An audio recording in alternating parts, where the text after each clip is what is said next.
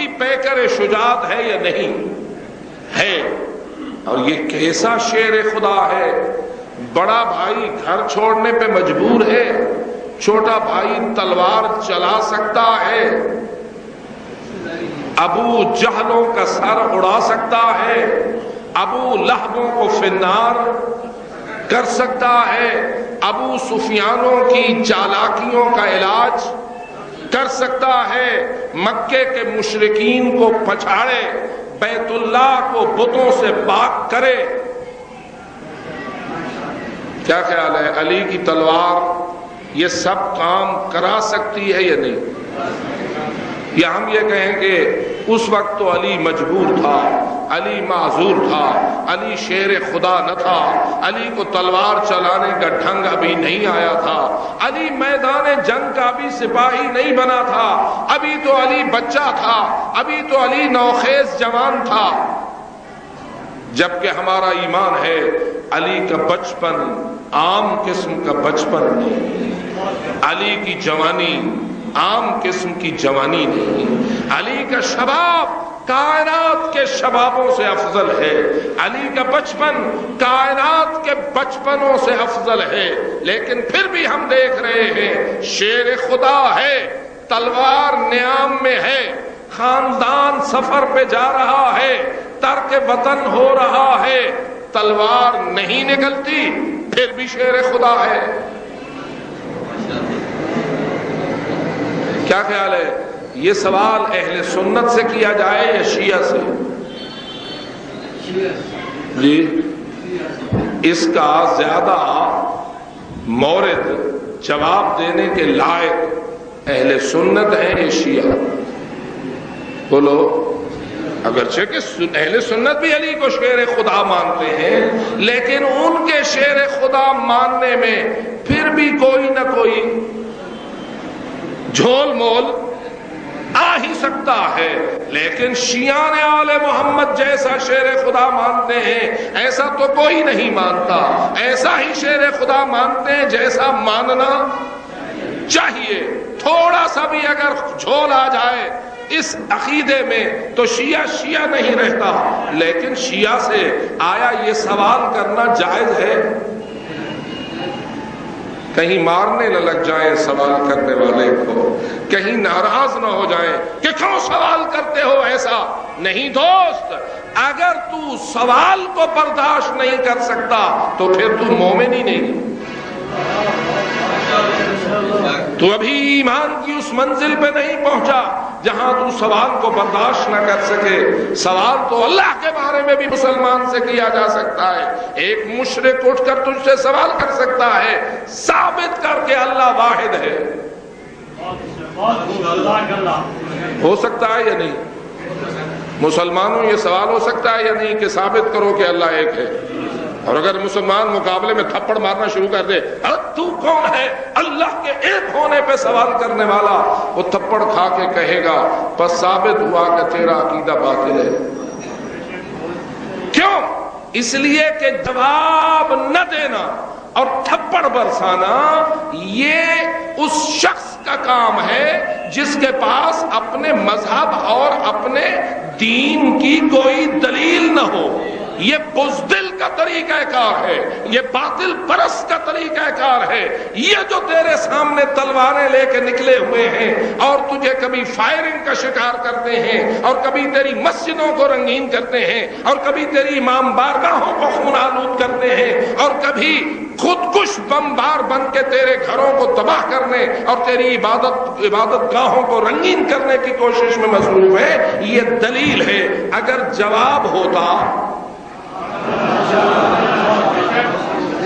تو اس قسم کے حربے استعمال نہ کرتے۔ جب کسی کے پاس دلیل کا جواب نہیں ہوتا تو وہ فتنہ و فساد پھیلاتا ہے، اور جو فتنہ پھیلاتا ہے وہ شیطان تو ہو سکتا ہے، کسی مذہب کا ترجمان نہیں ہو سکتا۔ اسی لیے توحید کے بارے میں سوال سننے کی ہمارے اندر تاب ہونی چاہیے یا نہیں جی؟ اور عدالت کے بارے میں ہونی چاہیے، نبوت اور رسالت کے بارے میں، اور ولایت و امامت کے بارے میں، اور شیر خدا کے شیر خدا ہونے کے بارے میں گنجائش ہونی چاہیے نا.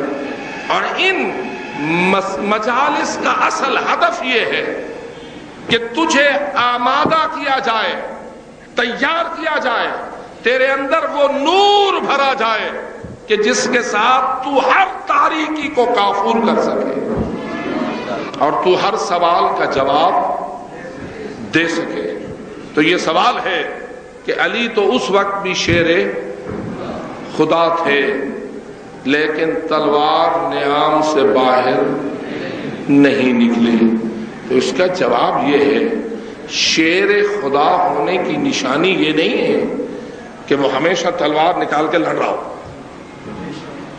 شیر خدا اسے نہیں کہتے جو تلوار کا دھنی ہو. علی حیدر کرار سے پوچھ کہ شجاعت کیا ہے، تو علی جواب میں فرماتے ہیں شجاعت میدان جنگ میں دشمن کو پچھاڑنے سے عبادت نہیں، شجاعت اپنے نفس پر کنٹرول کرنے کا نام.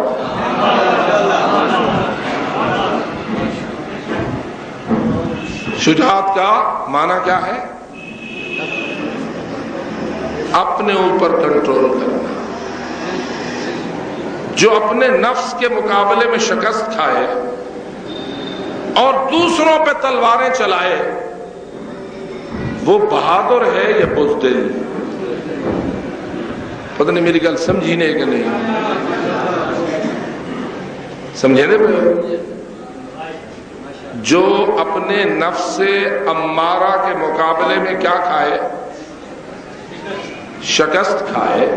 قرآن کہتا ہے وما ابرئ نفسی ان النفس لامارۃ بالسوء الا ما رحم ربی.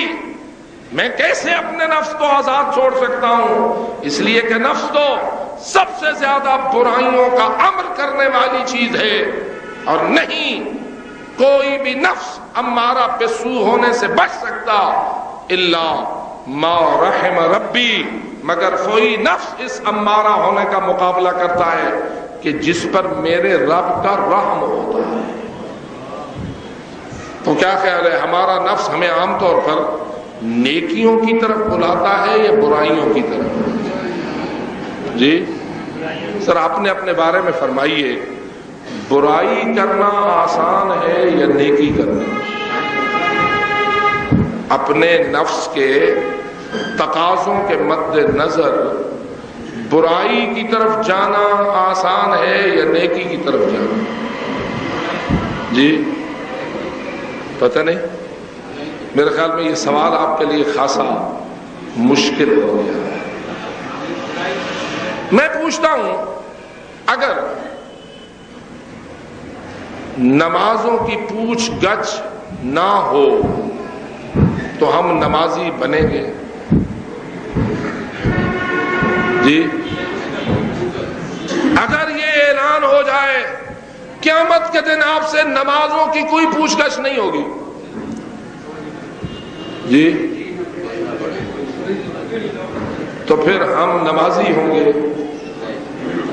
جی نہیں.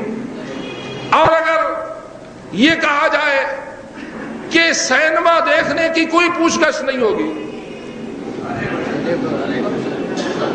جھوٹ بولنے کی کوئی پوچھ گچھ نہیں ہوگی، کم تولنے کی کوئی پوچھ گچھ، تو پھر سارے پورا تولیں گے.